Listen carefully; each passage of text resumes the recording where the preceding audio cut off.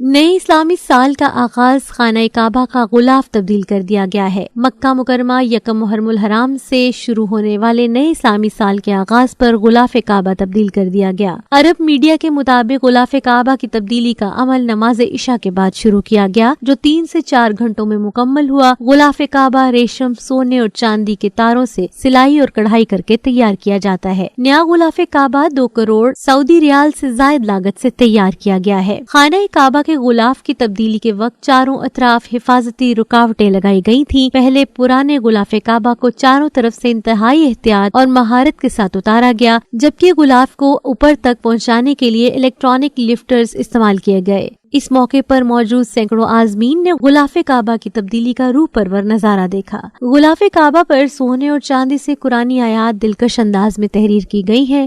غلاف کعبہ عمومی طور پر 16 ٹکڑوں پر مشتمل ہوتا ہے، جس کی لمبائی 50 فٹ اور چوڑائی 35 سے 40 فٹ کے درمیان ہوتی ہے۔ غلاف کعبہ ہر سال 9 ذی الحج کو تبدیل کیا جاتا تھا، تاہم گزشتہ برس سے اس معمول میں تبدیلی لاتے ہوئے یکم محرم الحرام کو غلاف کعبہ تبدیل کیا گیا تھا، اور اس سال بھی اس روایت کو برقرار رکھا گیا ہے۔